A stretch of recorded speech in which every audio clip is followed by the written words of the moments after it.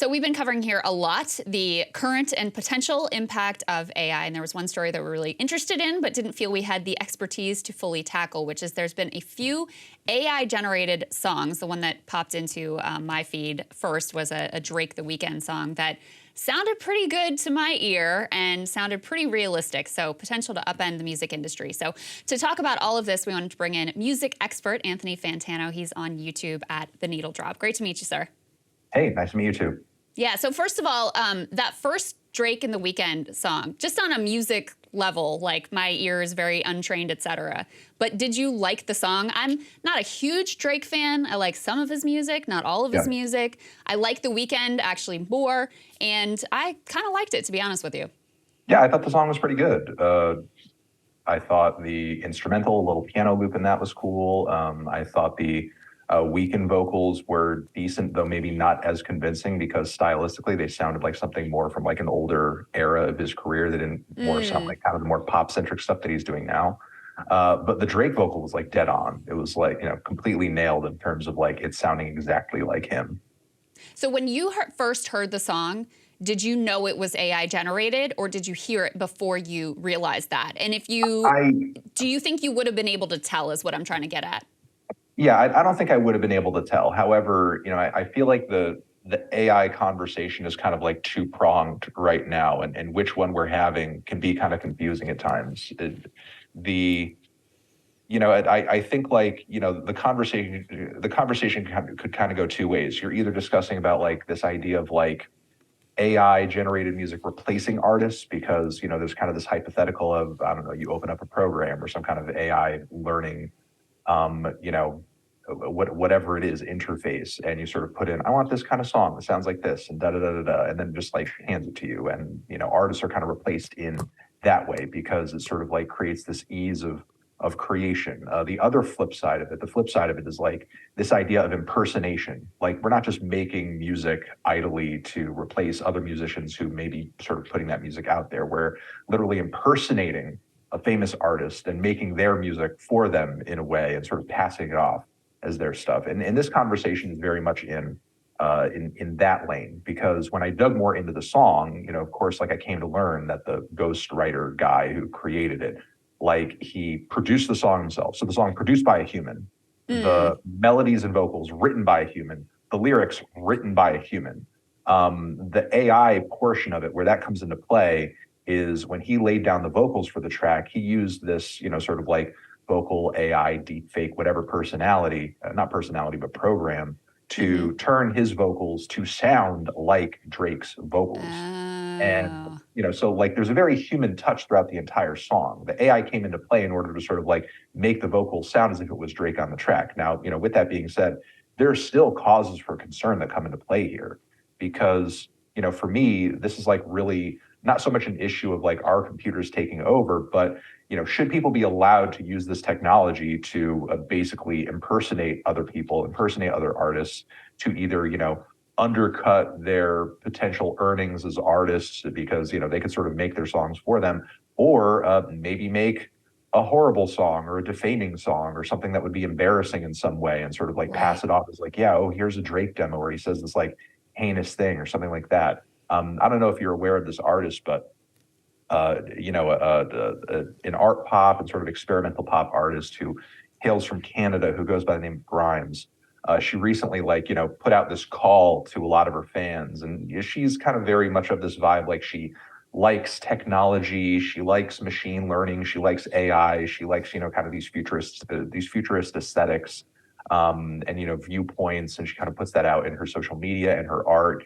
And she encouraged her fans to sort of like start AI generating her music for her. Here's some stuff, some stems, some whatever for my vocals, which you can feed into this program or manipulate in whatever way you want to sort of make it sound like it's me singing on a song. And if you put it out and put my name on it, we can cut it 50-50 in terms of like the revenue. But in sort of encouraging her fans to do that, she also had to sort of put out a message saying like, hey, listen, I can't really endorse the song or allow you to keep it up if you're using it to say crazy stuff or endorse or platform ideologies that I don't agree with that are like extreme or weird or something like that. So I think there's a lot of potential moral questions that come into play with, the way that this technology could be used to, ruin the reputations of other artists because it sounds so real. Because as you were saying earlier, I couldn't really tell that wasn't Drake on the track. Wow. It sounds like freaking Drake on the song. Yeah, no, absolutely. Is that the same Grimes that was with Elon Musk? Is it that Grimes? Yeah. Oh, yeah, okay. So it's interesting because this is a person who is sort of embracing the technology and saying, go forth, make them, and even she's having to say, but we got to put some limits on it, and I can't really endorse this music, and keep it in the straight and narrow of not being too wild and crazy, which I think does expose how many tricky, difficult moral questions it raises. How have other artists, how have Drake and The Weeknd responded to this particular song? And I think there were other songs that were put out similarly, right? As far as I can tell, they haven't sort of like made any kind of direct acknowledgments toward the track, mostly because I think in doing that, it's going to bring more attention to it than they want and probably encourage more artists to do it. Any interaction they've had with those tracks, from what I understand, has been done through their record label. And while the song, and I believe there's another Drake song that's been floating around as well that may have been created the same way, those tracks are still kind of floating around in a few different places on social media, but from what I understand, they've been taken down off of streaming, taken down in an official capacity on maybe other platforms where it could have potentially been monetized, because they just want to make sure that, on the platforms where Drake's music is making the labels money, that this song is not competing with other tracks that he has up and has out, because the song was getting hundreds of thousands of streams over the course of days. Wow. When I went to look for it, it was pretty hard to find, but I was at that point at least able to find it. Do you know if the technology is sufficiently advanced now where you said this was basically like a human did everything except the actual, and even the vocals, but then it's run through this AI program that switches his vocals to sound like Drake, to sound like The Weeknd. Is the technology anywhere close to advanced enough that you could literally, as someone like me, just type in make me a song from Drake that sounds in this kind of way, and that it would come up with something that was reasonable? Yeah, no, it's nowhere near that at this point. There are some instances of, weird underground Bandcamp pages where somebody has maybe fed a bunch of Beatles songs into something and then sort of asked to make a bunch of Beatles music, and it sounds like this really vague, weird mush where it's kind of weird. It's like looking into a bunch of it's like staring into a word jumble where it's like if you stare at it long enough, you could pick out certain words and circle them, but it mostly just looks kind of like noise. It mostly just sounds like noise. It's something that kind of resembles music, but not accurately. However, even though it's not there, it probably will eventually reach that point. Things will advance to the point where you could potentially just punch in, I want a Drake song, and then it just plops out a Drake song in front of you or something like that. And, I think there has to be some kind of, I don't know, initiative on the part of Congress or somebody to sort of nip this in the bud before it becomes a bigger thing. I think there should potentially be at some point repercussions for people who might possibly use this technology nefariously. And this doesn't just apply to artists. This applies to public figures, personalities, also individual people as well. Because using this stuff, if you had enough recordings of anybody's voice, you could potentially just kind of doctor a phone recording or something like that, and put it out and make it seem like so and so said this, that, or the other thing, and sort of completely ruin their reputation. It's kind of like a case of defamation in a way. Yeah. So there is that, and then I think maybe there needs to be some kind of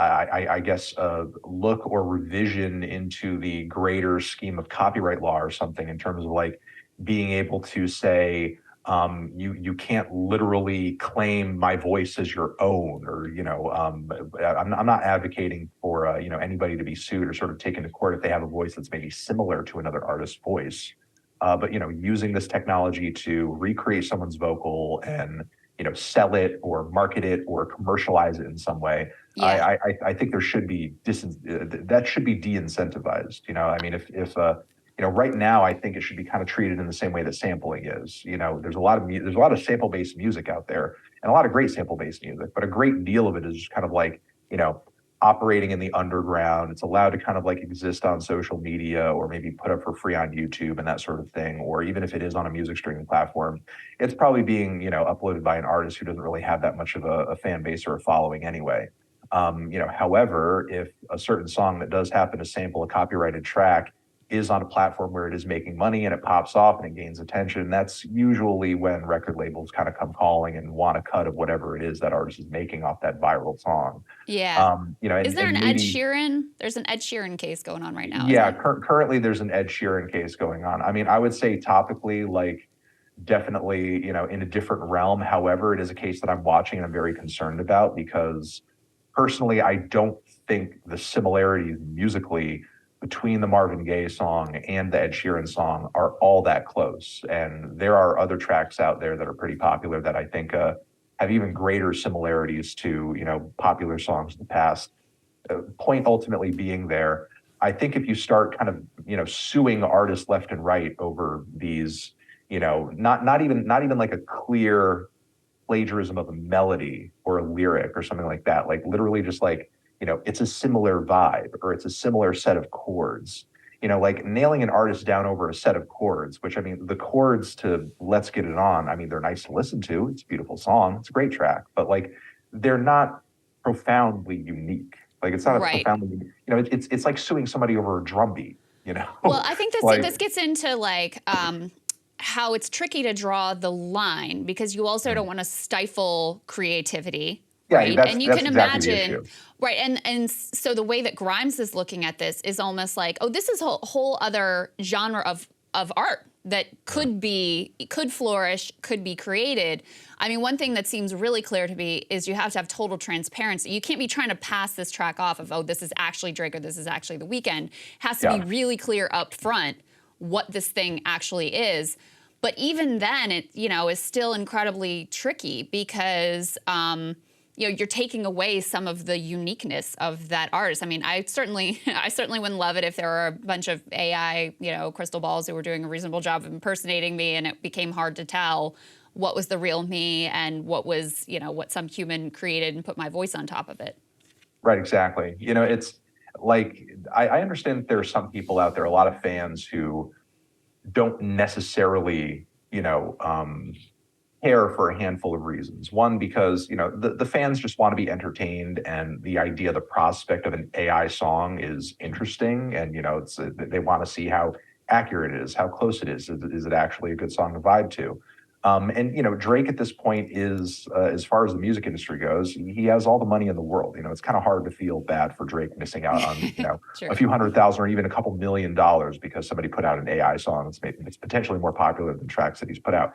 However, I do worry about like the trickle down effects that could possibly have to smaller artists. Right. I would hate to see an artist or a band who's maybe more on that middle tier of popularity, and they're living maybe closer paycheck to paycheck in terms of success and notoriety in the music industry, which may not be as big as Drake, but still valid. There are lots of musicians who operate on that sort of level. I would hate to see them sort of getting undercut by this technology, and in a way, sometimes they are, especially if they're like, ambient artists or electronic artists, maybe whose work could be a little more easily recreated through these programs and stuff, or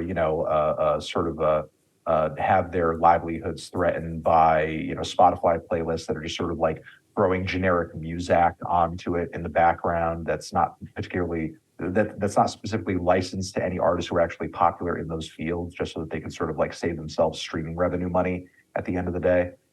So they don't have to, sort of like include actual artists in those fields on these playlists. So I worry about, those artists kind of being hurt by this technology, because the fans at this point, they're curious about it. And a lot of them don't really seem to care all that much, in terms of whether or not it could potentially have negative effects. And the music industry, I think, is like having a really tough time figuring out how to handle this really hot potato, because in the past, as the music industry has like tried to go on crusade after crusade against various types of technology that are changing the paradigm of things, be it like, home taping is killing music, burning CDs and pirating music is killing music. It's Napster, it's this, it's that. Every time they've gone on one of those crusades, streaming is killing music. It's only brought more attention to that thing.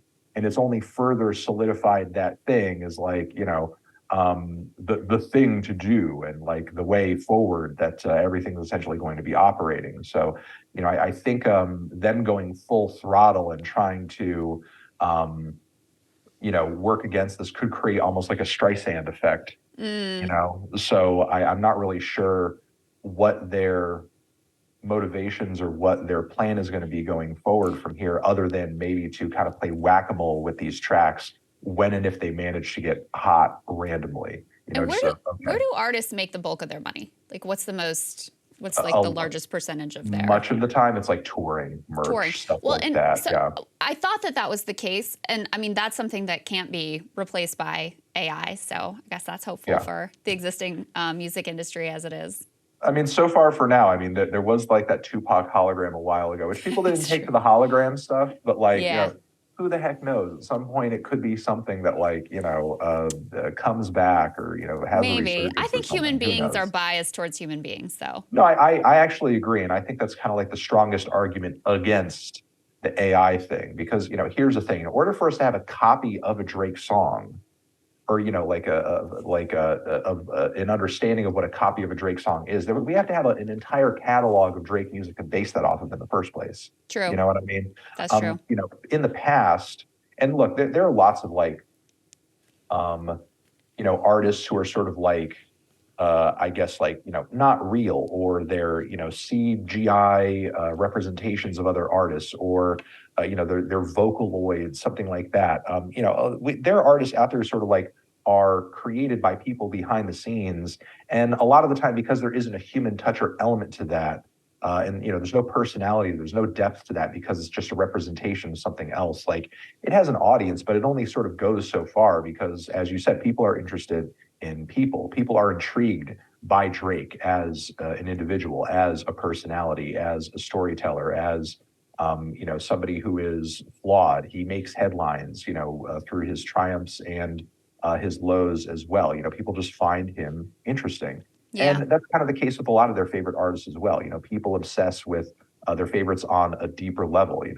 The fans of Taylor Swift, for example, aren't just into Taylor Swift because they think she's a good singer or a good songwriter. They like her storytelling. They really kind of get into the personal element of her songs. And they sort of like understand all the lore in terms of like who she dated, what was the relationship like, right? What was going on in this song? What was this all about? What were the emotional, what's the emotional context that brought this particular track? And the thing is, like, AI can't come up with that. It's like an AI-generated program is never going to tell you like a heartwarming story about its grandmother with the specificity that a human being could. And maybe the technology could advance to a point where it's there one day, but like I think there's a lot of people, at least at this point. I don't know if culturally things could change in 20 or 30 years, but at least at this point, I think your average person could potentially feel like maybe a little gross at their core if they feel like, oh wow, this like story that I got like really invested in and felt moved by didn't even happen. It was just basically AI manipulation.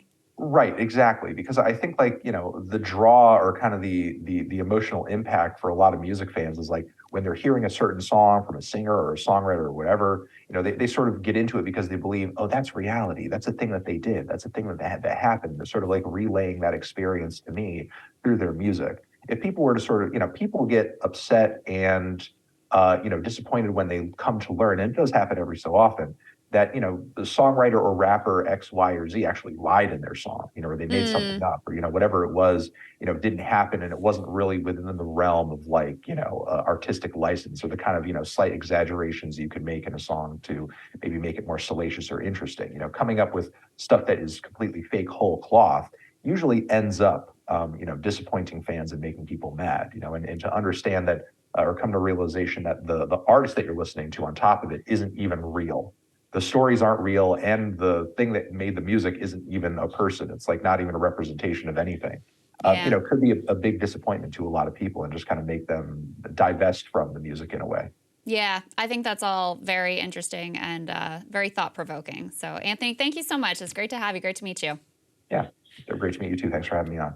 My pleasure. We talk a lot here about rogue law enforcement. One of the best examples is a recent incident in Boston for a simulated FBI and Department of Defense raid where they mistakenly barged into the wrong hotel room, kidnapped basically a man who was sleeping there, and then held him hostage for several hours before he could convince them that it wasn't part of the drill. CBS News Boston uncovered the story. Here's what it said. FBI agents working with the Department of Defense barged into a room on the 15th floor of the Revere Hotel on Stewart Street in Boston.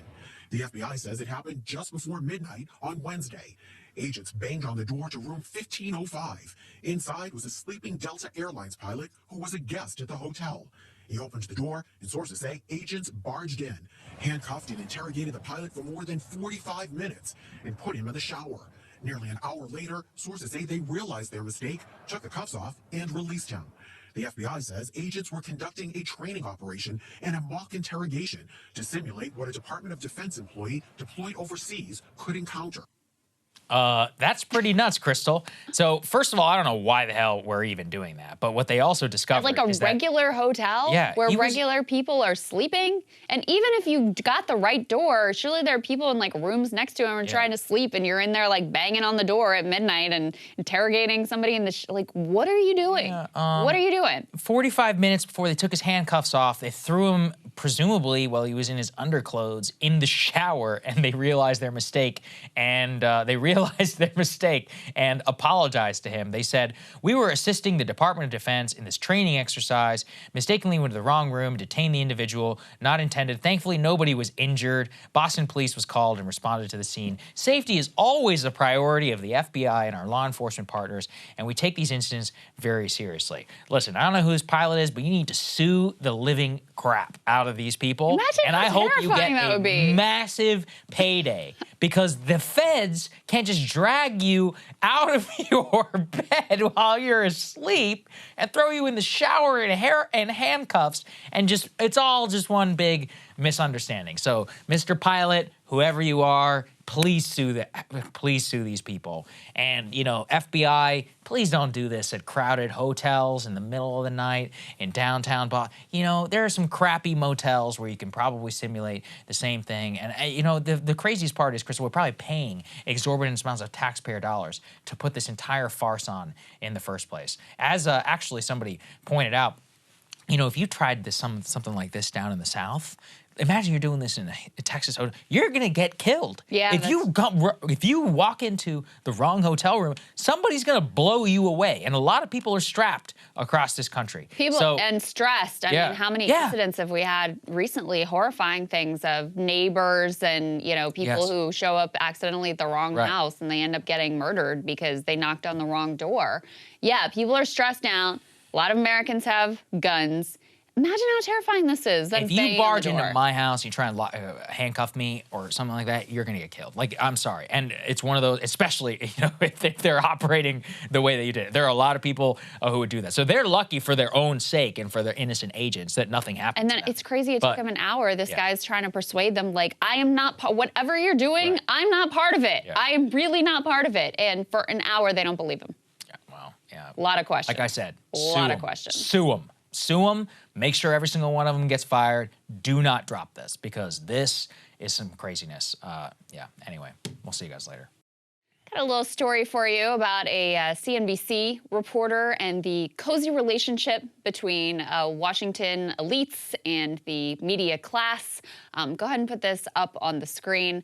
So this is the headline here of the New York Post. The video that exposed the relationship between Trump donor, and not just any Trump donor, this is Tom Barrack. He's a huge name in Republican politics, and CNBC anchor. She was also the person who was involved with Jeff Shell, who was the CEO of NBC. He was fired, NBC Universal. He was fired after an internal investigation revealed what they called inappropriate conduct, having some sort of a romantic relationship with this reporter. So put the next piece up on the screen. What happened is she was getting ready for a live shot, and Tom Barrack, this major Trump donor, wanders into the background, and she's seen in this video, like, telling him to get off the screen. And then he walks away, and her, colleagues and coworkers who are able to see this, and I'm sure this has been passed around CNBC quite a lot, realize that this is this billionaire. Yes. Who, by the way, she put the next piece up, she had, done interviews with as a supposedly neutral journalist. There were also questions about how she had been able to secure an interview with Jared Kushner, who, of course, Donald Trump's son-in-law and also a key aide in that administration. And so there were questions raised about, hey, maybe this relationship that you had, maybe that's what led to you scoring this big interview. So, I mean, obviously incredibly embarrassing for her, but also I think does reveal the nature of the incestuous world that is the political media industrial complex. This reminds me of the Allie Watkins case. Do you remember this case? 2017. Allie was a star CIA reporter here in Washington. She was actually my age. Yes. And well, she was getting all these great scoops over at BuzzFeed. And everyone said, how is Allie doing it? And then one of a 50-something-year-old man who had access to said intelligence gets indicted, and it turns out that she was having a long-time affair with him, and he just so happened to be feeding her a bunch of information, which she never disclosed to her bosses. And by the way, Allie she rode on these scoops from her career, from online to the New York Times, where she was publishing some of this information. And then I remember this was a big scandal kind of at the time. She actually, crazily enough, was not fired by the New York Times for this behavior. I just looked it up. Now she's writing about subways in New York, so I'm happy for her. But the point is that this is more common than I think a lot of people think. And yeah, it's just the incestuous, literally in some cases, relationships between sources and the people who cover them. And, the only mistake that they made here was getting caught on camera. That was it. That's the only thing. And by the way, it turned out that she was not only having an affair with him, but also with the head of NBC, who was fired, coincidentally, on the same day as Tucker and Don Lemon, which is why nobody heard about it. Right. But that was a pretty big deal. A big story, too. Yeah, to have him get fired as well. Yeah, I mean, putting the sex out of it, I think it really shows you how a lot of people in the industry, they get ahead by the connections and the relationships. To the contrary of, in an ideal world, this is a reporter who is holding power to account, who has an adversarial relationship with key, powerful figures in politics. But instead, the real way that you get ahead, and the reason that power is often not held to account, is by developing these close relationships with them. And then you get the scoop, and you get the big interview, and you get the access, et cetera, et cetera. So anyway, very embarrassing for her, but I think more broadly revealing about the game that's played How is she in not media. fired? That's so insane. She fired yesterday. I mean, I guess there's probably some human resources, whatever. But There was apparently, it's been a long time. There was apparently some sort of human resources investigation at CNBC back in 2021 over how the hell did you get this scoop with this interview with Jared Kushner? Because I wasn't familiar with her. Hadley Gamble is her name. I wasn't familiar with her. I also don't watch CNBC all the time, but I get the impression she's not like one of their top level talent. So then when she was able to score this big interview, people were like, what the hell is going on here? And it actually triggered a human resources investigation. Now, in fairness to her, apparently it didn't turn up at least enough wrongdoing or corrupt behavior to get her fired. Or then again, maybe they don't really care about corrupt behavior if it lands them a big interview. Yeah, that's totally nuts. All right, we'll see you guys later. I'm Maximilian Alvarez. I'm the editor-in-chief of the Real News Network and host of the podcast Working People. And this is the art of class war on Breaking Points. Look, it is no secret that I am no fan of corporate media. And if you are watching this channel, then you, like me, probably have a healthy distrust or even disdain for most corporate media outlets and pundits and would like to ignore them entirely if you could. But the fact remains that for better or for worse, we can't just ignore them. Being engaged, democratic, media literate citizens means at least having a good handle on what the media ecosystem looks like and how media, both independent and corporate media alike, shape our discourse, our public policy, our political activity, our culture, so on and so forth. And regardless of how we feel individually, we can still acknowledge that the changes taking place as we speak across the corporate media landscape are a big story, and they will produce political ripple effects that we'll all have to contend with. Some good, some bad, others that we'll just have to wait and see how they develop. From the earth-shaking news on Monday, April 24th, that Fox News has cut ties with its star host Tucker Carlson, and CNN has done the same with host Don Lemon, to the news that 538 founder Nate Silver is expected to be cut from ABC, and NBC chief executive Jeff Shell was fired for sexual harassment, there are some seismic shakeups happening in the world of corporate media right now. And everyone's talking about what these shakeups will mean. And everyone seemingly has an opinion on Tucker and Fox News, Lemon and CNN, and I completely understand why.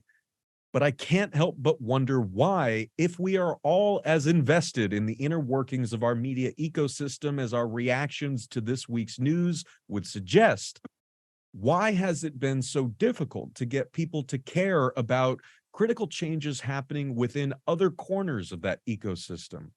Changes that I would argue will have just as much, if not more, of an impact on our daily lives and our respective access to journalism that we need to be informed democratic citizens. Take, for example, the ongoing strike at the Pittsburgh Post-Gazette, a vital journalistic institution that is descended from the Pittsburgh Gazette, a paper established in 1786, and that has been serving the broader Pittsburgh area for generations.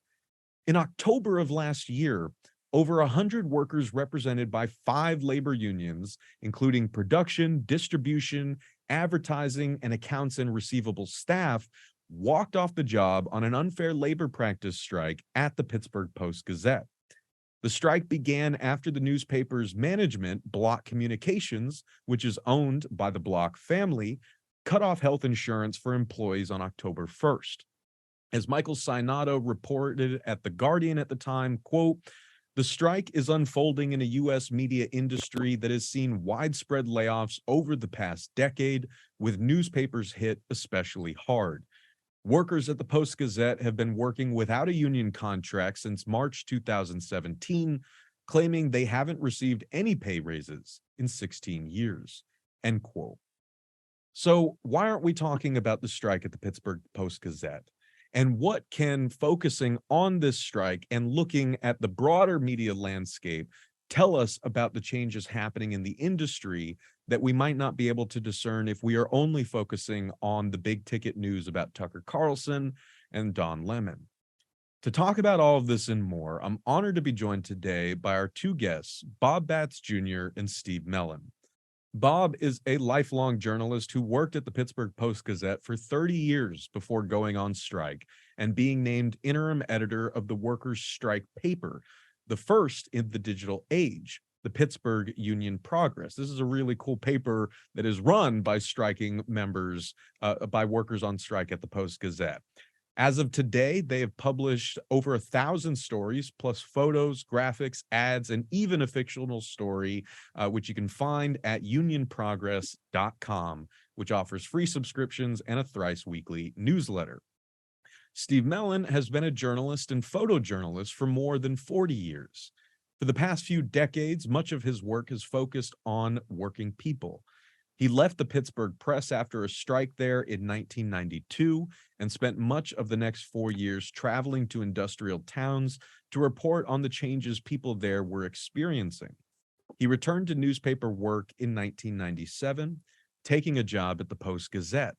He's been on strike since mid-October 2022, along with his colleagues, and now co-chairs the union's Health and Welfare Committee and writes for the strike paper, the Pittsburgh Union Progress. Bob, Steve, thank you both so much for joining us today on Breaking Points. Thank you, Max.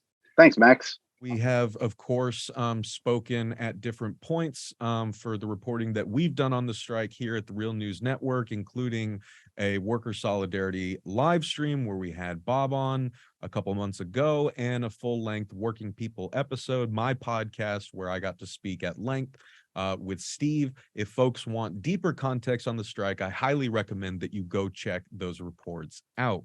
But for those who haven't seen those reports, and for those who may in fact be learning about this crucial strike for the first time right now, I was wondering if we could start by going around the table and just sort of giving people the essential context they need about this strike, what led to it, how long that process had been brewing, what the sort of key issues are that brought you and your coworkers out on the picket line, and any other kind of essential context that you think folks need to know up front about this strike that they may just be hearing about right now. So, Bob, why don't we start with you, then Steve, will go to you. All right. Thank you, Max. And, I feel like I'm sitting here at my dining room table. I'm caught in two different things that are going on, sort of the economic storm that's hitting the media industry in general, and sort of this labor uprising or recognizance or awakening that's also happening. We're certainly caught in both of those things. Our strike has a long history. It's very complicated. There's a lot of nuance, but Max, you started out right by talking about how people haven't gotten contractual raises in 16 years. That's older than my teenage son is. That's embarrassing to say, but that's the case with this strike. We work in the newsroom. We're both editors, photographers, reporters. So we make the news. We cover the news. But we were preceded on strike by 4 other unions who had their health care taken away in October of 22. We already knew about that because that happened to us in 2020, which was 3 years after our last contract expired, and we could not come to terms with a new one. Our company imposed conditions on us, said, we're at the impasse, we cannot come up with a contract, we're just going to tell you how it's going to be. And that includes this new healthcare that's different than what you guys bargained before. So when 2022 got here, we were ready to go on strike on our own issues, our own unfair labor practice charges, which we had already just finished this past fall, explaining to the National Labor Relations Board. And since we went on strike, a very memorable day that Steve was talking about, an administrative law judge said that everything that we're mad about, everything that we are on strike over is correct. The company's wrong, they're breaking federal law. We felt good about that, but that was a couple of months ago and we're still on strike because we still have not been able to get that ruling enforced. We're hoping to get the NLRB to do that and to, enforce basically what this law judge has said. In the meantime, here we are on strike. Yeah, actually, that was pretty good, Bob. It's still depressing to me to think 2006. I mean, here I'm 63 years old. I haven't had a raise in, 16 years. We've been without a contract since 2017. I didn't need an administrative law judge to tell me that the Post-Gazette was bargaining in bad faith, because I'd sat in on these negotiating sessions and I'd listened to the company's attorney. It's always the company attorney. There's several of us from the guild that are usually in there. It's a bargaining team, and then there's a number of us who just come to witness and to be a part of the process. And I sit in there and I listen to the company. We will go through an extensive process of putting together a proposal on, say, healthcare, how to resolve this issue. We'll have meetings and we'll debate a good plan, and we'll take that plan in and we'll present that plan. And then what we'll hear after our extensive explanation is that that won't work for us. We like our original proposal. That's over and over and over and over again. And it was good to hear an administrative law judge confirm that the company has not been bargaining in good faith, that they don't want us around. They don't want a union around. They want to have a union-free shop. I think that's pretty obvious. They want to be able to run the newsroom the way they see fit, with no input from the workers, from the people that actually put this thing out. I think we all agree that would be disastrous for the Post-Gazette. And Max, I was so glad to hear you talk a little bit about the history of this paper. And that's one of the things that really pains me about this, is that this is a newspaper with a long and storied and a wonderful history in this city, of doing a great job of covering local news, evolving with the city, And the way I've seen this newspaper treat people in just the last, I don't know, 4 or 5 years, it's heartbreaking to me. I know Bob has committed a good chunk of his life to this paper. I have, a number of our colleagues have. We have a number of younger colleagues who've come in, very talented people who are committed to telling the story of the city, to reporting the important things that people need to know. And to see them treated like this is over and over and over again is really frustrating to me, and it angers me. And one of the things that I really appreciate is this, is being able to talk about it. We've been out for 7 months now, and there was a time when it was, we were on the news a lot because it was new. It was a new strike. It was, first newspaper strike, I think, in more than 2 decades. So there was a uniqueness to it. But that time has passed, and other things come along. Max, you mentioned the Tucker Carlson thing, and then Don Lemon, and we kind of get shoved to the side. And it's important that this story stay in front of people for a number of reasons, not just because of what the impact that this strike is going to have on the news industry, but the role this plays in the general movement now that I see around the country, where people are standing up in their newsrooms and they're saying enough of this. Unions have been hammered since 1980, since Reagan took on the PATCO workers. And, I think here we are 40 years later saying enough of that. We're tired of getting pushed around. We're tired of getting stomped on. We want to have a say. We deserve that. We're the ones who put the paper out. We're the production workers. We're the journalists who put this paper out. We want to have a say in how we're treated. I'm going to, in an hour, I'll be downtown Pittsburgh for a rally. The Starbucks United workers are having a rally today. They're in the middle of their own bargaining sessions. That to me is a great thing. These are, I remember unions when I first came to Pittsburgh in the 80s, and there were guys like me now. They were older white guys. I go down and stand on these Starbucks line, and these are younger people. They're fired up. It's a very diverse crowd, and they hang with us. They'll come and they'll stand with us on a picket line. These are people my daughter's age, 24 years old. I was standing next to Tori Tambolini a couple of weeks ago. We were trying to stop a truck, one of the delivery trucks from delivering the Post-Gazette. We were standing in front of an idling Mack truck. That's a very uncomfortable thing. And Tori looked at me and she said, "I'm not moving. Are you moving?" I said, "I'm not moving if you're not moving." So we did not move, and that truck didn't get through. There were probably 30 of us there, 20 or 30 of us. That's good to see. That warms my heart.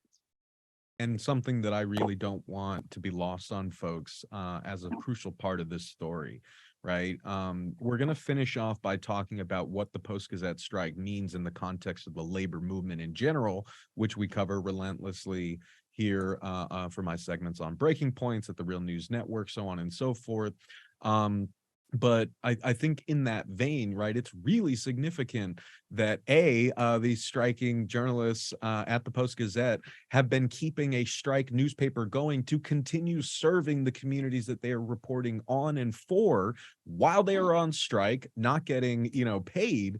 That in itself, I think, is a really remarkable accomplishment, and everyone should go subscribe to the Union Progress because that is one way that you can support striking workers at the Post-Gazette.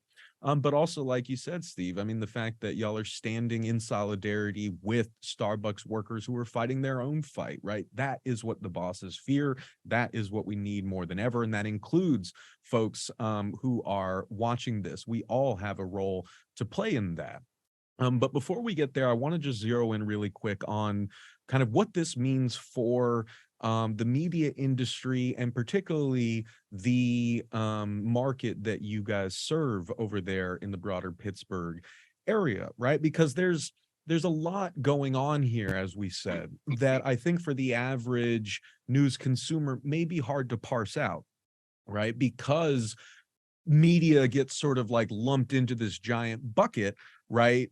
In fact, a lot of people's well-founded disdain for, say, corporate media or the media in general tends to come from, people who they perceive to be, the partisan hacks and figureheads on the mainstream networks like Tucker Carlson, Don Lemon, the people at the opinion section at the New York Times, right? I hate the opinion section at the New York Times, but even I have to admit that it's like, well, the New York Times sucks ass because, pardon my French, for the opinion section, but they still do. The news desk does, reporting that's important. They got a lot of resources, right? I just have to kind of accept that, right? So even that's just like one example of how this slippage can occur, where we lump in the people that we righteously hate in the media, and we throw the baby out with the bathwater, right? And that we can see that kind of happening on the local media level as well, right? But we have like a real like intense drama unfolding here,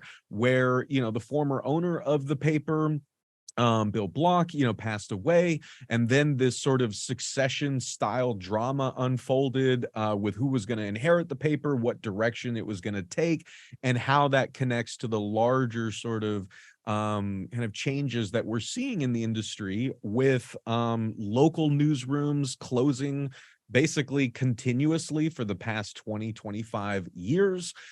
As we speak right now, I mean, there's a bit of a bloodbath kind of going on in the media industry, with layoffs at a wide range of outlets, from Fandom, ESPN, Vox, NBC News and MSNBC, Vice News, BuzzFeed, The Washington Post.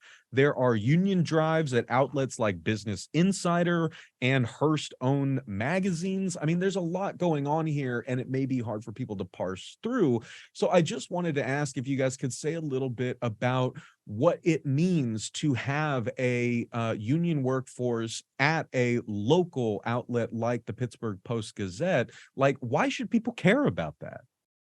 Well, I mean, you care about what's happening in your community and what your local officials are doing and what your neighbors are up to and how much they paid for their taxes on that woods that got torn down next to your house, and they're building a development to it. Local news matters to your community. I'm here to tell you that you can cover a community very well with corporate news, because 7 months ago, I was corporate news. I got paid by a corporation to cover local news. Suddenly, 7 months ago, I was independent media because I was suddenly not getting a paycheck. I was doing exactly the same thing. Boots on the ground, butt on the ground. I live on your ground journalism, telling you what's going on and what somebody says is going on isn't true, how the state playoff basketball championships are going to work, who's running for county executive, who pays for it.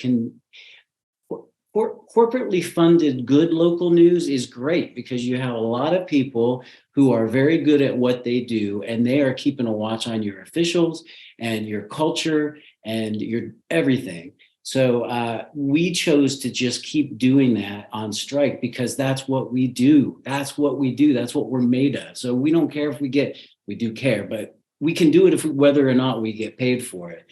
But I would say, like, the North Star, to quote something that Steve was talking about at a meeting we had the other night, is covering your local news and being smart about it. I mean, there's a big difference between me and Steve and Tucker Carlson, and I'm nothing but glad about that. We are journalists. Tucker Carlson was like a celebrity, figurehead.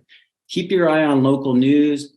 You'll care about it at one point, even if you think you don't. And that's the thing that we're fighting for with this strike in Pittsburgh. Yeah, Bob, I'm glad you mentioned that. We're doing this now without any pay. So that's, I think, a testament to our colleagues who are committed to this. There are a couple disconnects here. One, you're right, Bob. There's a disconnect between what we do and what Tucker Carlson and Don Lemon does. I mean, there's a huge divide there, and it pains me that we're sometimes lumped in that category. We're the ones who go sit in 3-hour meetings, and take endless notes, and then pour over that story till 11 o'clock at night to figure out, okay, what's the important take out of here? What do the readers need to know? That's the kind of thing. We go sit in these high school ball games because that's important. It's important to a community that takes pride in its high school athletes. That's how this community gets a sense of who it is, a sense of identity for a community. A local newspaper forms a lot of functions. It does inform people, lets people know the important things, what's happening at the county jail, why this has been an issue in here in Pittsburgh, why we have so many people dying in the county jail. they're tearing down that woods, just like Bob said. What's going to happen with the taxes? What's that mean to me? Those are all really important things. In addition, it helps, it's a reflection of the community. And this gets to the feature stories, the obituaries that we publish. The community sees itself reflected in the news, in a local newspaper, in a way it is not going to see itself reflected on CNN or MSNBC or Fox News or any of these others. That's like that's a fantasy world. If you want to see what the world actually looks like, what your community looks like, go to your local paper. The other disconnect here is that, Bob is right. We're committed to this. The people who walked out of that newsroom on the 18th of October are committed to local journalism. They're committed because we're still doing it. We're not getting paid, but we're still doing it. We still think it's important. Obviously, the owners of the paper don't share that belief. And I think that's the thing that bothers me so much about many of the newspaper owners now, owned by hedge funds or whoever. Their values are not our values. Their values are treating these newspapers like piggy banks that they can drain dry and then cast aside, cast the carcass aside. What's that do to the community? It's heartbreaking to see what that does to we got some communities now that have, major metropolitan areas that have newspapers that have a staff of 40 people. You cannot cover a place like Pittsburgh with 40 people. We're trying to do it. What, Bob, how many people we now have? A dozen. We're working our butts off, and we're not even scratching the surface here of what needs to be covered in this city. So that's heartbreaking to me. I think what's happening here in Pittsburgh is important. I've had friends in this industry for 40 years, and if I knew 50 people back in 1990 that were working in the newspaper, let's go to 2000, who are working in the newspaper industry, I can probably count 2 or 3 of them that are still in the industry now that are not here in Pittsburgh. So many of these people have gone on, they've retired, they've taken other jobs, they're in PR, they've gotten out of the business, they're teaching, they're doing something else. We can have a voice in this. The thing that's important, what I love about Pittsburgh, it's a union town, and that we're a union shop. And so the company can't come in and just say, you're out of here. We're changing things. We don't need you 10 people. We're tossing you guys.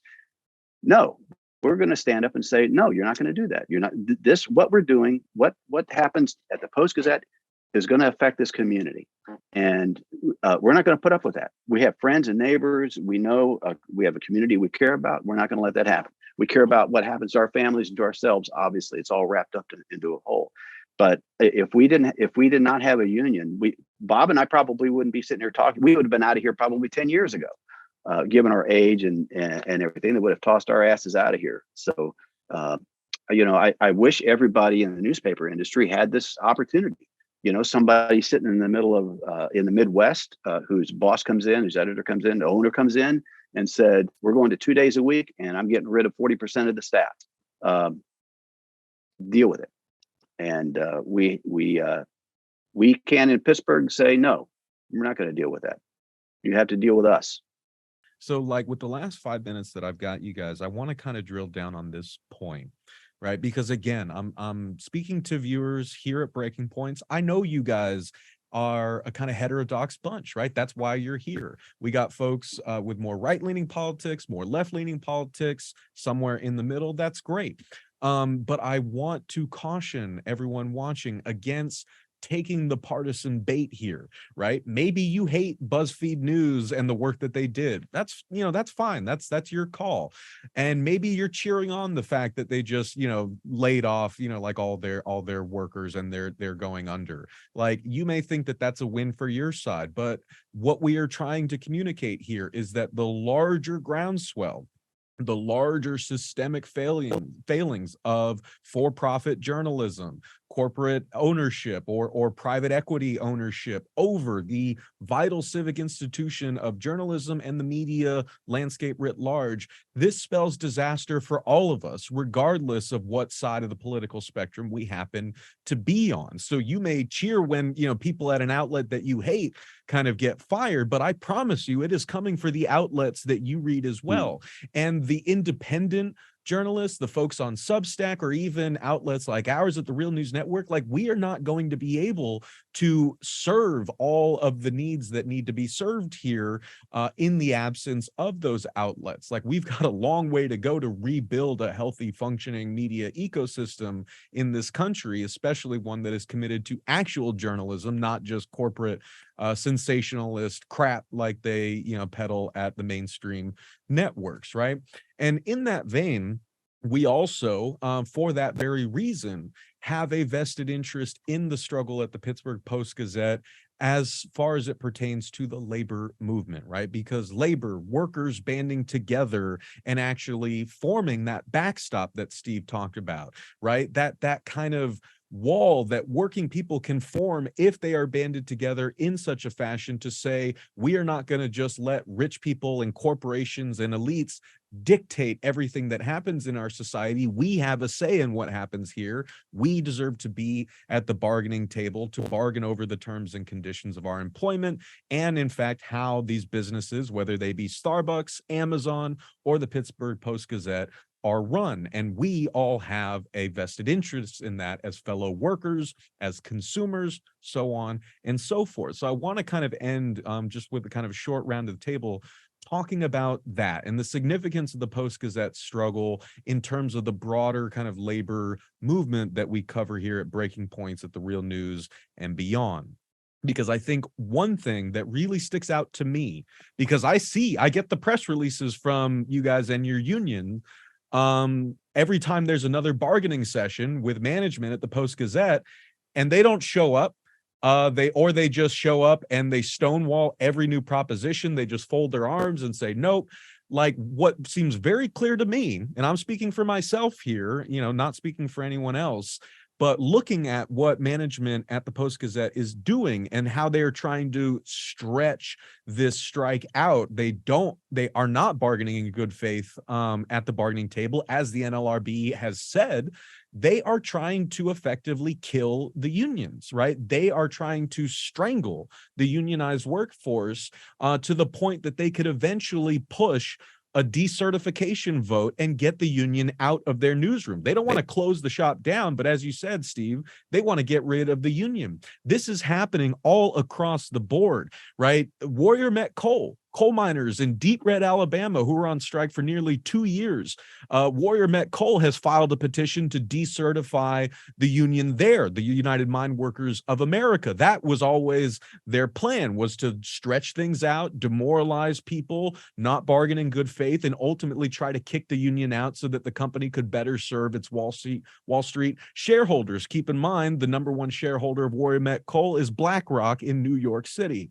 This is what Starbucks is trying to do. They're trying to delay, they're trying to union bust, they're trying to fire people and close down shops until eventually the union drive runs out of steam. This is what workers at CNH Industrial, who were on strike in the Midwest last year, told me when they were saying that management also was not budging at the bargaining table, and they were getting whispers that management was planning to push a decertification vote to get the UAW out of their shop. So this is class war that we are watching. And I wanted to ask Bob and Steve, if you just had a few words to say to folks in closing about the significance of the Post-Gazette strike in terms of the labor movement right now in this country, and what folks watching and listening can do to stand in solidarity with y'all. Well, I mean, as I said before, that we're sitting here in the middle of the two storms: the economic storm that's hitting media, and also this sort of labor, uprising that we're part of too. So Steve and I laid out how passionate we and our colleagues are about local news, and that's coming from our place as journalists. Now we find ourselves as kind of labor activists, labor catalysts, and we care quite a bit about that as well. Steve is going to this Starbucks rally today, not just as a reporter, which he's very good at, probably as a photographer as well, but he's also going as someone that has a long-standing but certainly newly honed interest in and understanding of labor issues.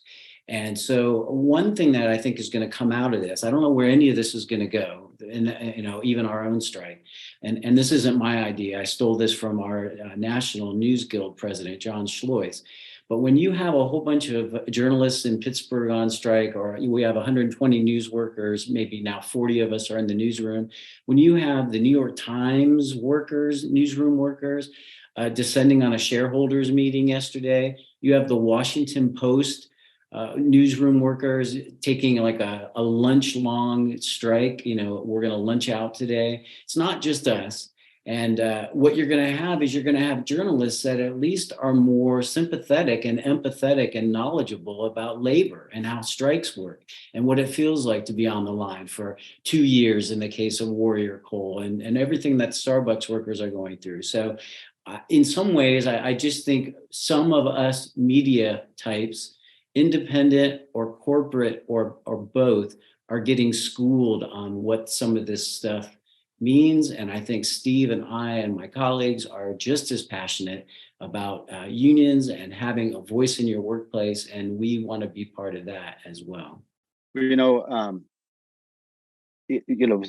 what, Bob, now 7 months into this thing. And, there are times when I'm on the phone on the people with some of my colleagues a lot, it's as a member of the Health and Welfare Committee. And so I have these conversations a lot, and people tell me, 6 months, 7 months into this, that, feels like the world is going on without me, that, my life is stalled and the world's going on without me. These are fellow strikers. And, I have these conversations with people, and it's easy to see that on the inside. What really helps, I've had a couple conversations this week. Yesterday I was on the phone with a young woman from the Pacific, I think it's the Pacific Asian Labor Organization here in Pittsburgh. It's a fairly new organization advocating for people who are immigrants who are new into the workforce here that really don't understand their rights, trying to teach people what those rights are, and the people newly entered in the workforce and how they can stand up for their rights. And she said to me, I was interviewing for her for a story, and she said to me afterwards, she said, Steve, she said, we're watching you guys. We're paying attention, and we really appreciate the stand you're taking. I've heard that a couple times in the past week or so, and that really lifts my heart to know that this effort is worth it. No matter what the outcome is here, the fact that we're standing up, that we are in some ways showing people how this is done. One of the problems we have is that we can't go to anybody for advice because nobody's been on strike. Nobody in the newspaper business alive now involved in this has been on strike this long. So, we are blazing new paths. The Starbucks workers, one of them came up to me a couple of weeks ago and said, Steve, we kind of feel like you guys are our big brothers. So, that makes me feel those comments like that. It's hard to state how sustaining those comments can be, and how important it can be to hear those things from us. Because, sometimes when you're in the bubble and you're getting up every morning, every day, and you're thinking, I'm still on strike, I still don't have any money, I got to go to work for free. We have all these other issues we have to deal with. Keeping the strike fund up. Hearing that is important for sustaining this, keeping our mental health in good stead. There's a Workers' Memorial Day tomorrow. One of the big issues that they're dealing with now this year, it's not just people dying on the job, it's mental health. They realize that. So it's kind of fortuitous that we're talking about this at this time. Another big thing, you're right, Max, the Post-Gazette views this as a war of attrition. They've got money, we don't. That's what it boils down to in their minds, and they think they can win with that. We have a strike fund. I hate to come down to this, but we have a strike fund. That's how people are paying their bills. And I hate to say it, but if you go to the donate page and donate some money to the strike relief fund. Those, we need mental health. We also need to be able to sustain this financially, because the blocks are probably right. They've got more money than we do. What we have the community on our side. We have the moral high ground here. I'm going to claim that. And we have the best journalists. But one thing we don't have is we don't have the money that they have. They're right about that. I don't think that I'll take where I'm at with no money any day of the week. But the fact is, we got bills to pay. From the Real News Network and Breaking Points, we are with you guys. We stand in solidarity with y'all. And I want to encourage everyone watching and listening to this to please go to the Pittsburgh Union Progress website. Subscribe to the strike paper. You can, as Steve and Bob mentioned, you can find links to donate to their strike fund there. Post publicly about this, keep this story alive, let people know about it, reach out to the owners of the paper to express your thoughts and feelings about the strike and the value of having these workers secure the contract that they deserve so they can keep doing the work that they love and serving the communities that they are a part of. So I want to thank the great Bob Batts Jr. and Steve Mellon for joining us today on Breaking Points. Bob is a lifelong journalist who worked for the Pittsburgh Post-Gazette for 30 years before going on strike and being named interim editor of the workers' strike paper, the Pittsburgh Union Progress. As of today, they've published over 1,000 stories, plus photos, graphics, ads, and even a fictional story, which you can find at unionprogress.com. Steve has been a journalist and photojournalist for more than 40 years. For the past few decades, much of his work has focused on working people. He left the Pittsburgh Press after a strike there in 1992 and spent much of the next 4 years traveling to industrial towns to report on the changes people there were experiencing. And he returned to the newspaper work in 1997, taking a job at the Pittsburgh Post-Gazette, where he has been on strike with his coworkers since October of 2022.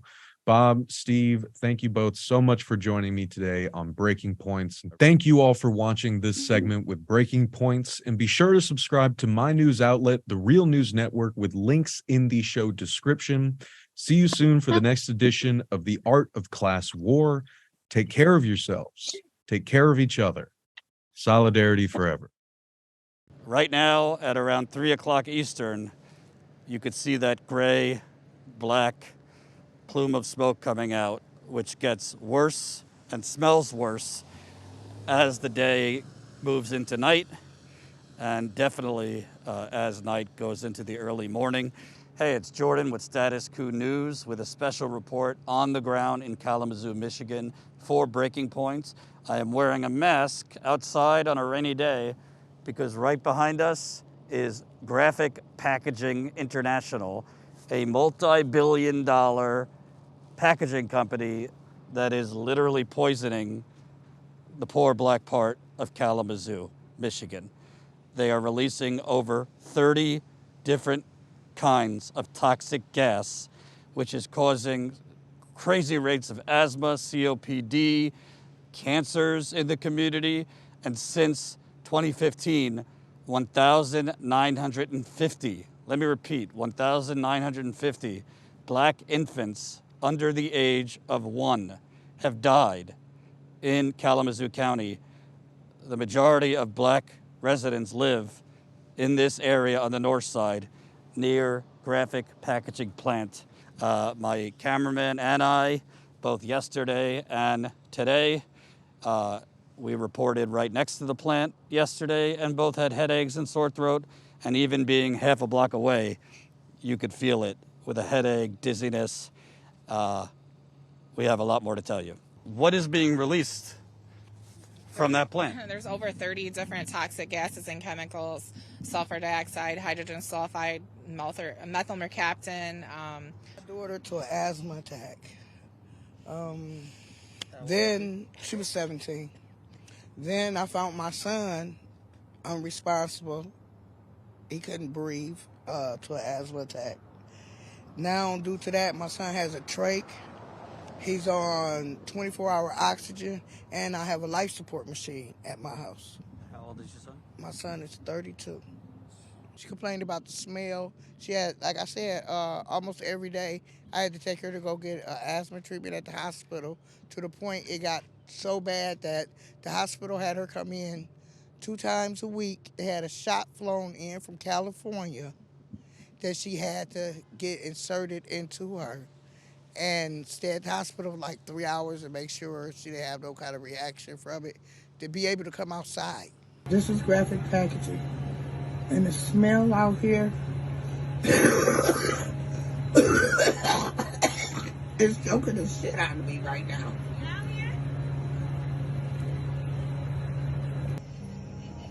August 5th, this is Graphic Packaging. This is 1:15 in the morning. Today is Wednesday, August 24th at 3:15 in the morning. This is graphic packaging.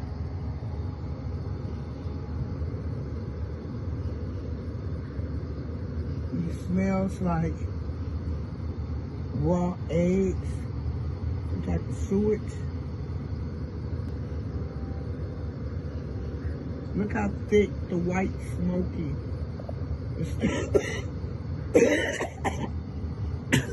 It's choking me as I'm trying to videotape it. It is September 4th, about 1:40 in the morning. This is graphic packaging. Once again, look at this. I'm at home now. Look at this. Full throttle. This is graphic packaging. At 2:50 something in the morning. It's probably 2:57 or 2:58 now. Look at this, y'all. They're killing us. As a young kid, my son was great. Active. You couldn't sit him down. He wouldn't stop moving. And he didn't have asthma when he was young. He didn't get asthma until we moved over here. When was that? About 5 years ago. What about your daughter? Was she relatively healthy before you guys moved here? She had asthma, a little. I mean, she had asthma, but she was active, just like my son. Kept moving. You couldn't sit her down. She played football. She played basketball, baseball, ran track. She did everything she possibly could. So just a little case of asthma, and which could be helped with inhaler. But it was after you moved here that for her, the asthma got a lot worse, and your son, same thing. Yes. We done reached out to several people. We have not got a response back. It's like they don't care how we live. They don't care if we live or die. That's how I feel. We've been begging and begging and begging for them to do something about this factory. And they did something all right. They gave them all them billions of dollars to expand, to make it even worse for us over here.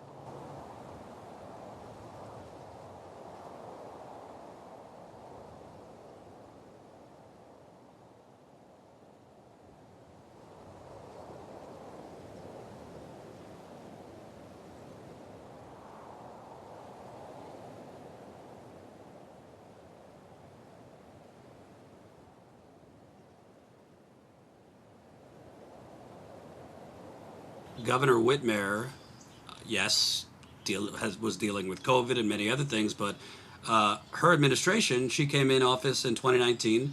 Her administration was fielding these complaints from a lot of residents on the north side. And in 2021, I still don't understand it, but a multi-billion-dollar company, Graphic Packaging, which is international, they're all over the United States, headquartered in Atlanta, but I guess they wanted to expand here. And the governor, her Michigan Economic Development Council, which is an arm of the government, approved a deal that would allow Graphic Packaging a $125 billion bond deal to expand. Why would they have allowed expansion knowing all the complaints? And at that point, Graphic Packaging had also been fined quite a bit for leaks and things like that. Was the state not aware of all the complaints? We're not just talking like, oh, it smells bad, but it's not a safety problem. It's the smell is overwhelming, and you have kids dying of severe asthma attacks. Kids can't even play outside. The school near the plant, they don't even take them outside for recess.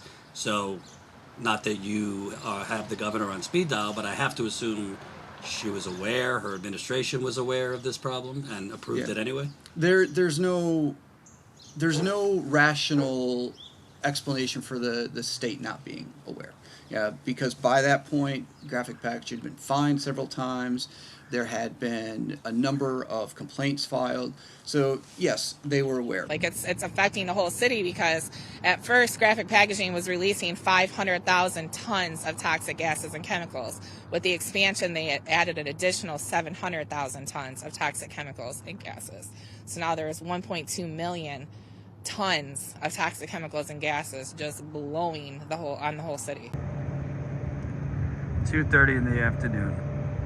I am about a half a block away from Graphic Packaging, which is the multi-billion-dollar international packaging company that is basically poisoning the city of Kalamazoo, predominantly the poor black part of Kalamazoo. I'm not going any closer because the smell is overwhelming and it gives you a headache and sore throat. Yes, we smell it all the time. Been smelling it for years. It has affected my husband's breathing, and he's on.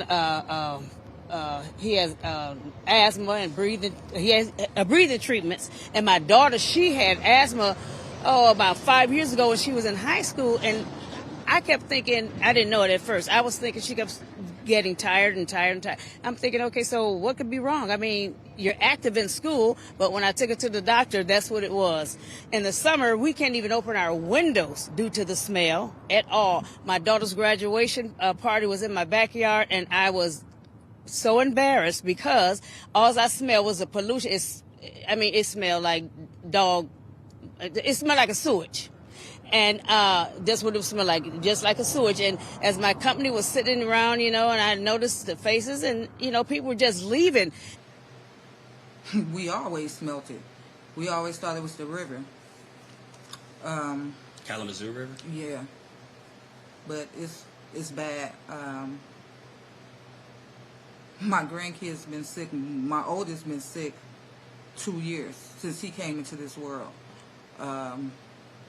Nose running, coughing for the whole 2 years though.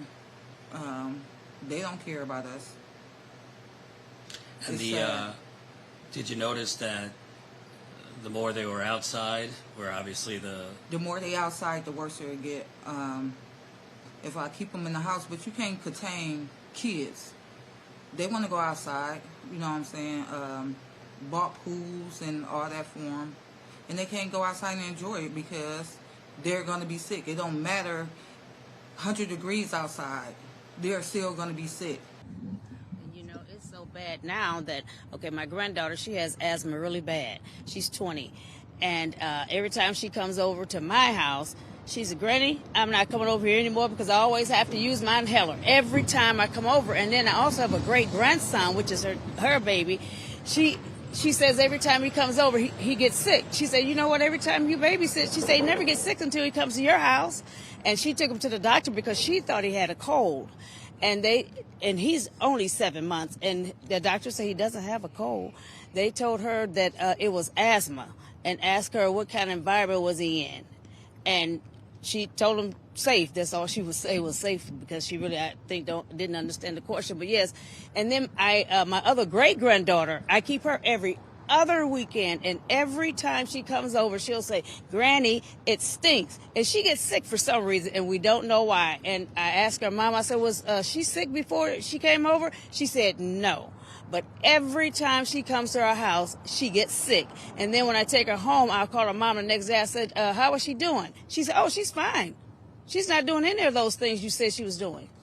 So, and my great-grandson, the doctor he said, since he doesn't have a cold, they actually gave him some medicine for asthma.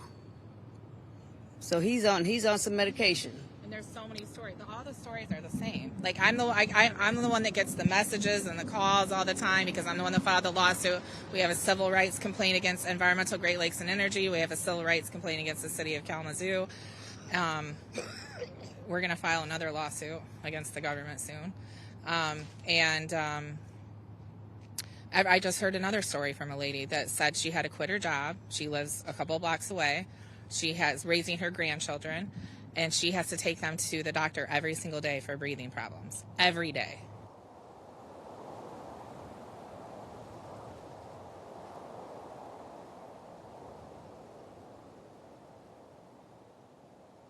This is not anywhere near as much of an issue on this side of town because prevailing winds push it away from here. But yeah, after the expansion, it's become a lot more noticeable.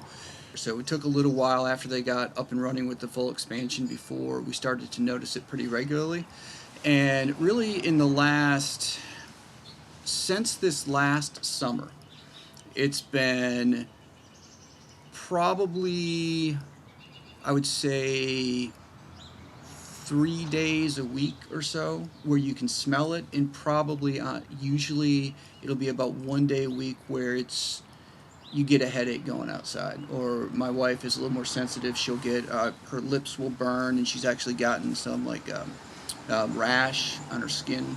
But yeah, it's like that about once a week probably. They tell them to move this plant out. Oh, it's shut down.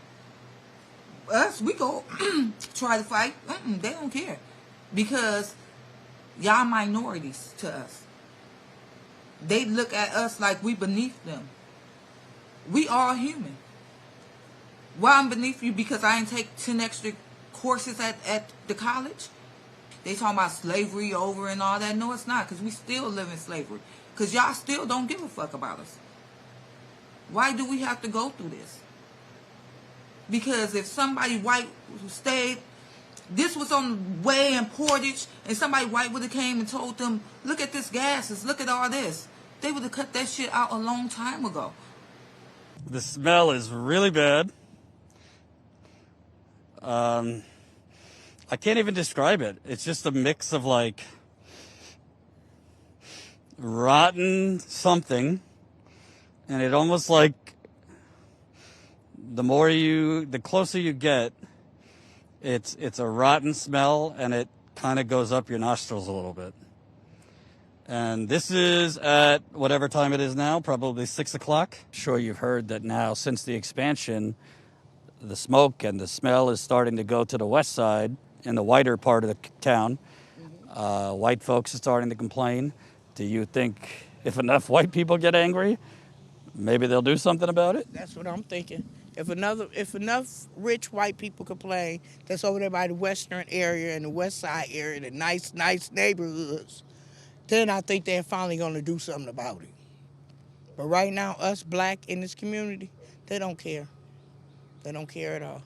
Whitmore, she doesn't care. I thought she did when I voted for her, but I see she don't care. What about President Biden? Obviously, he's not the governor, but he talks a lot about environmental justice, and he likes, he says he ran that, I've done a lot for the black community, he said. I find that highly questionable, but shouldn't the president step in if American citizens are basically being poisoned? Yes, the president should. That's what I think. He's the president. He got charge over Whitmore. He can tell them what to do and what not to do. I think he really just don't care neither. All they wanted was the votes that we gave them. They told a good lie until they got into office, and that's all it is a lie. They're not doing anything that they said they was going to do. Hey there, my name is James Lee. Welcome to another segment of 5149 on Breaking Points, where we uncover together the true motivations and incentives underlying our political, business, and cultural institutions. And today, we're going to talk about Elon Musk's new company town. If you'd like to live in Elon Musk's proposed utopia town, get a job at one of his companies, and you could become the newest resident of Snailbrook. Musk employees have described it as a Texas utopia. What do you think? Does Elon's new utopia represent a form of benevolent paternalism where the company is there to take care of its employees' needs and provide them with a good quality of life? Or is this just another incarnation of modern-day serfdom? Reporting from the Wall Street Journal, quote, in meetings with landowners and real estate agents, Mr. Musk and employees of his companies have described his vision as sort of a Texas utopia along the Colorado River, where his employees could live and work. The Boring Company employees could apply for a home with rent starting at about $800 a month for a 2 or 3 bedroom. But if an employee leaves or is fired, he or she would have to vacate the house within 30 days. Depending on your background, your opinion of company towns can probably go one of 2 ways. Forbes magazine writes, affordable housing, corporate America can be part of the solution, quote, as housing prices continue to rise across the nation, developers, local governments, and major corporations have an opportunity to work together in the 21st century as partners rather than adversaries to help address the inequities of housing affordability on numerous fronts. This would be the most generous interpretation, I'll just put it that way. It's kind of perfect that Forbes magazine, a flagship corporatist publication, was the one to actually put forth this take, a take that I'm very familiar with because it's the world where I come from. This is going to be a slight to my alma mater, but day one of business school, we were indoctrinated with this notion that we weren't in it for the money. We were in, quote, the business of doing good. But then we took classes about how to make money through private equity, how to union bust, how to personify a brand in a way to manipulate consumers to buy. And that was somehow good. That was okay because it obfuscated the realities of what we were doing. This is just my opinion. The genesis of a lot of society's problems that the business community purports to want to solve are oftentimes byproducts of private industry's blind pursuit of profit. Okay, so I saw this tweet the other day about Elon Musk reportedly building a town in Texas for his employees to work and live in. And I saw up here that they were like, oh my gosh, the history of company towns. And I was like, oh no, we're back on this. Now, this is the other take, the take that I think is more honest because it's based on history. You know, the old adage that past behavior is the best predictor of future behavior. So company towns were popular in the US from the 1880s to the 1930s. The company would own all the buildings and businesses in that town. And these companies tried to build a utopian workers society. Coincidence? I think not. This is the exact pitch that Elon Musk is making, a Texas utopia. And what does history tell us about such utopias?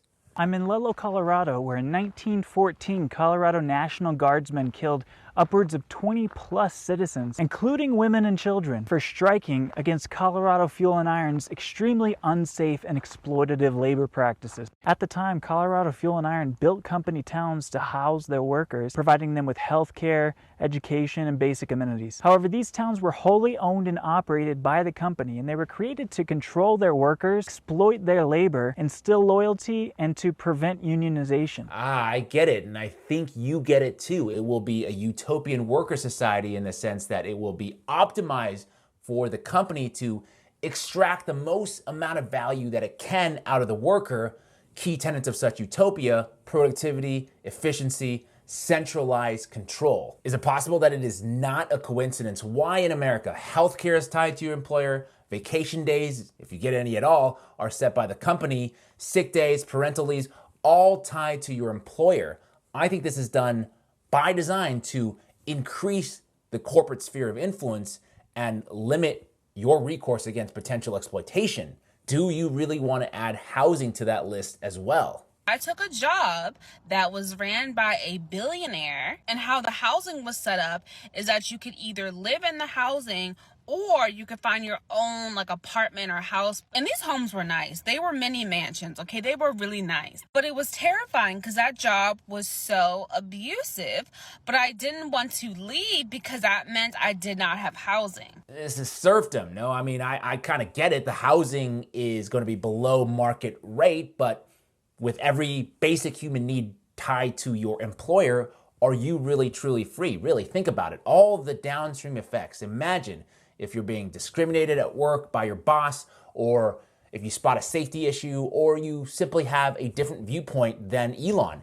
If you're in constant fear of losing your job and your shelter in one fell swoop, do you actually have any freedom at all? We're talking about Elon Musk here, a hardcore kind of guy, one who really likes to test the boundaries of the law. Case in point, his Tesla Gigafactory was purportedly built on wage theft and safety violations. Three little towns have downtown main streets with old buildings, and they're full of mom and pop restaurants and shops. Elon Musk came to town. His team are bringing a whole new energy to our county. Jobs that are not an hour away from where they live. A lot of times our kids grow up and they've had to go away to be an engineer. The more opportunities we plant, the more the kids will be with us. This is somewhat tricky for me to discuss because I am not in the Elon Musk is an idiot type camp. This is a guy, he built PayPal, he revolutionized electric vehicles at Tesla, SpaceX is beating NASA at space exploration. Twitter, I'm not so sure about. I'm gonna withhold judgment there. You can't take those successes away from him, but come on, let's be real. What do you think is gonna happen to that town? You think he's gonna be like, guys, we have to respect the history and culture of the town. We have to be sure not to displace the local population. We have to build responsibly. No fucking way. He's already trying to dump wastewater into the Colorado River. And they say that the reason that they have to do that is that the facility right now doesn't tie into the city's treatment system. The infrastructure is currently not in place yet, so in the interim, this is their solution, and that's according to Rajiv Patel, an environmental consultant working with the Boring Company. Yeah, what's the big deal? 140,000 gallons of wastewater? No worries. By the way, I did some digging. The environmental consultant Rajiv Patel is a partner at GreenThink Consulting LLC, where they provide regulatory expertise in environmental compliance. I know, environmental consulting, it sounds really wholesome, but it is just corporate speak for we will help you find the best way to skirt environmental regulations and not get sued. The dirt that you pull out of a tunnel, there are government regulations on what you have to do with that, because there's oil, there's grease, there's products in there. There are families down there drinking well water from the same well, from the same aquifer groundwater that I'm pulling from too. And I hope they're concerned. I want this to be a positive thing. I'm not anti-Musk, I'm not anti-growth, I'm not anti-tunneling. But I'm anti-breaking the law, and I'm anti-corporations who think they can tell our officials that the rules don't apply to them. Right, I talked about this at length a few weeks ago, but we got a big problem in present-day America. We got a case of billionaires acting like wannabe kings. People like Elon Musk think they are the law. Like, he says all these wonderful things. I want to protect the environment, I want to preserve free speech, I want to build this utopian town, save humanity, yada yada, but that's not who Elon Musk is. His approach is to do anything required to keep his businesses competitive. He is a ruthless businessman, and a lot of people revere him for that, but that is all he is. He is for protecting his speech, his freedom, not yours. If he wants people to work like he wanted them to work at Twitter, well, yeah, they ain't never leaving that town. They never leaving that town. Not wrong about that. They gonna work 24/7 in that town. They're not wrong. Company town or no company town, to Elon Musk, everything, everyone is a resource, a means to build his empire, to expand his empire. You are a cog in his machine. If you are working, great. But if you get sick, injured, step out of line, you will be discarded and replaced. Work like hell. I mean, you just have to put in, 80 to 100-hour weeks every week. The thing about all this work is that because he owns the company, he reaps all of the reward. But if you're like on the factory floor, it's a little bit more akin to indentured servitude. So Snailbrook, Texas, Elon Musk's new company town, I hate to say it with his employees sounding pretty jazzed about it, but it's not gonna be utopia. Well, maybe for Elon, it'll be his utopia, but for most everyone else, it'll be dystopia. But hey, that's just what I believe. I wanna know your thoughts. What do you think about Elon Musk and his utopian company town? Let's talk about it in the comment section below. If you found this video helpful, please take a second to go over to my YouTube channel, 5149. I have many videos breaking down various different subjects. The link will be in the description below. Keep on tuning into Breaking Points, and as always, thank you so much for your time today.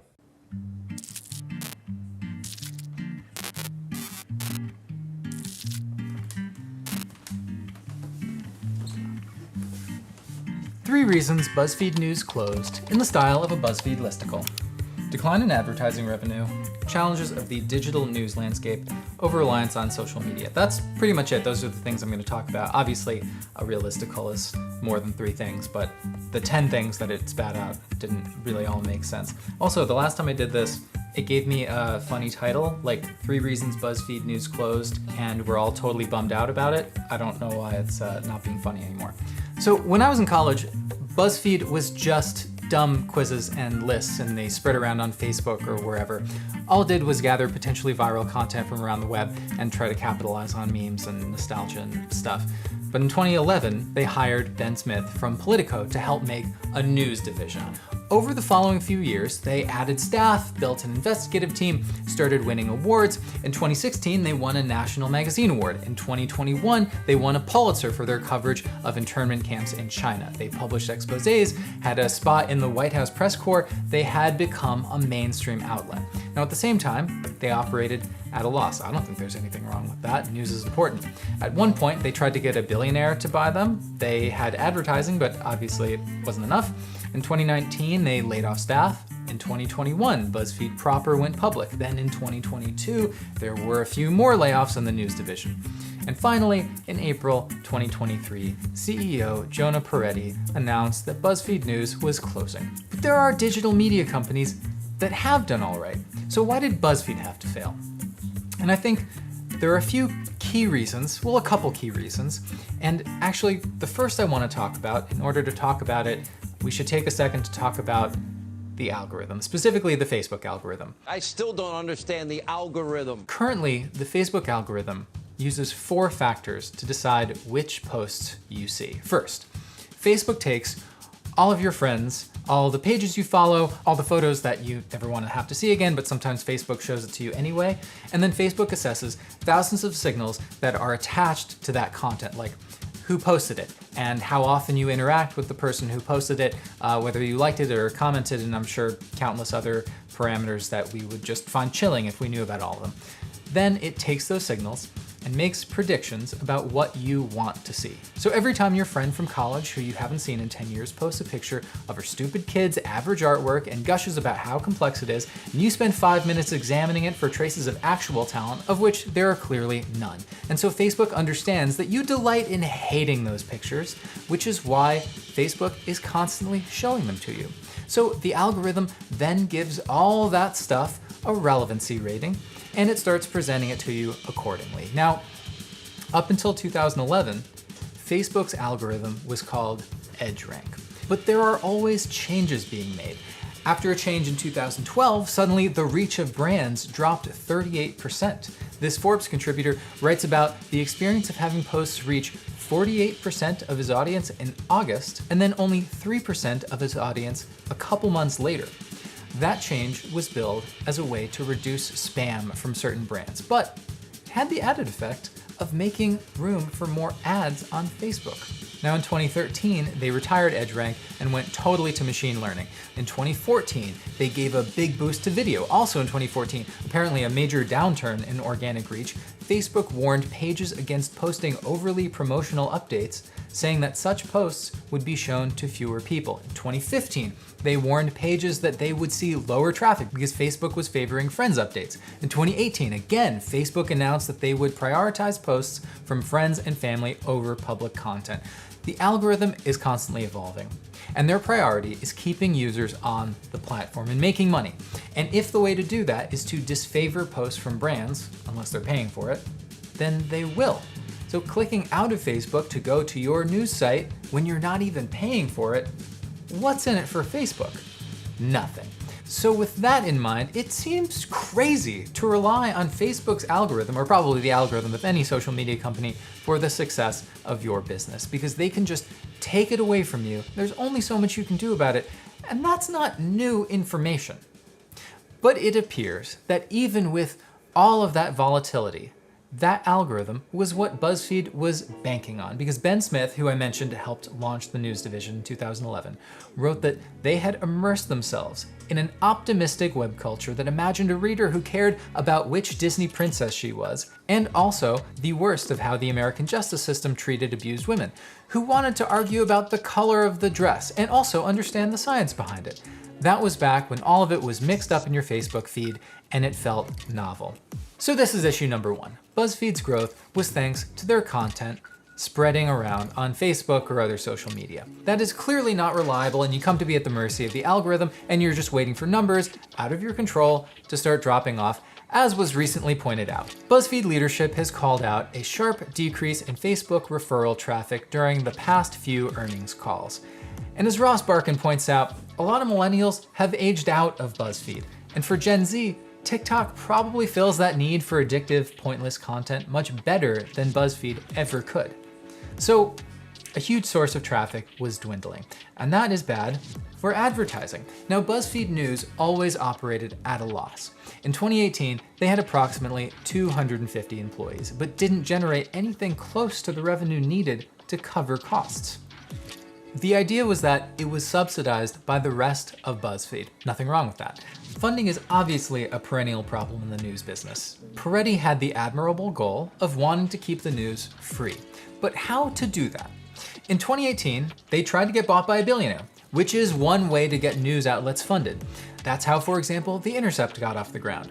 But having your news outlet in the hands of just a single wealthy person is obviously not ideal, so The Intercept put themselves on a path to get away from that. BuzzFeed would never even get that opportunity because they weren't able to sell to that billionaire. But here's another thing. BuzzFeed has done a lot of good, serious work. You go to their website under the investigations tab and you have 4,000, 5,000, 6,000 word pieces on deadly terror networks and drug cartels use huge banks to finance their crimes, how Amazon escapes blame when one of their delivery trucks runs someone over, insurance companies paying cops to investigate their own customers. But I wonder if they would have been able to inspire people to pay them or to donate to the degree that they would need to move toward independence, truly, because to inspire someone to donate or pay for paywalled content, they have to see a lot of value in your work, and they have to see the urgency of their contributions. And who sees urgency in a contribution to a for-profit company? So that might be a tough sell. That's one problem. But this kind of brings us to the branding issue. And I hate the word branding, but the idea that people would delight in the intermingling of substantive journalism and mindless entertainment seems to have been a huge miscalculation. In 2014, Pew Research asked Americans what news outlets they trust, and BuzzFeed came in last out of 36. In 2016, Columbia Journalism Review gave participants a long-form article. Some people thought it was from The New Yorker, some thought it was from BuzzFeed, and they found there was a trust gap, and people viewed The New Yorker as more credible. Not a huge surprise, but the point is that it appears they never were able to overcome this branding issue. Now, this might be why BuzzFeed News went to its own website in 2018. Now, interestingly, according to DigiDay, BuzzFeed News' editor-in-chief actually said that they were poised to make this newsroom financially sustainable over the course of 2023. Now, clearly they didn't get the chance to explore that. I don't know what their plan was. But when it comes to funding of news, I think there are a couple things we really just need to accept. Serious journalism can be expensive. And if news outlets are investment vehicles, journalism is almost always going to suffer. Half the newspapers in this country are owned by hedge funds, which is why newspapers are constantly being gutted and closed. Advertising and classifieds used to pay for small and mid-range papers to operate, and that's mostly dried up. Large papers like The Post and The New York Times are institutions that people can't escape paying for, and they have in-house ad agencies creating branded content, including for fossil fuel companies. Cable news has cable carriage fees and huge advertising. They are also institutions that can't be escaped, and even still, why does cable news employ so many pundits? Because it's cheap. For independent media, though, I think it's pretty clear that premium subscribers and partial paywalls are a good way for organizations to do good work and survive. And if your income is coming from subscribers who believe in what you do, you're not beholden to advertisers or investors, as was the case here where several large shareholders urged BuzzFeed to shut down the entire news operation. Shutting down the newsroom could add up to $300 million of market capitalization to the struggling stock. Oh, good. But where even that breaks down is on the local level, where investigative journalism is still expensive, but you have fewer potential readers to rely on, and a solve for that is more serious public funding for journalism, because journalism has to be regarded as a public good. There are just certain things that need to be emancipated from a profit directive. And that will do it for me. If you found this video interesting or helpful, make sure you are subscribed to Breaking Points. You can also check out my YouTube channel where I talk all about media and politics and other things. Link in the description. Liking and sharing always helps. Thank you to Breaking Points. Thank you so much for watching, and I will see you in the next one. Hey guys, ready or not, 2024 is fully upon us now, and Sagar and I have been brainstorming ways that we can really up our game for this critical election. Yeah, we rely on our premium subs to expand our coverage, to add staff, to upgrade the studio. We just want to give you the best independent coverage of this election, which is possible. So if you can help us out, become a premium subscriber today, breakingpoints.com, or the link is down here in the description video. It really means the world to us, and if you like what we're all about, this is the best possible way to keep us 100% independent, working only for you.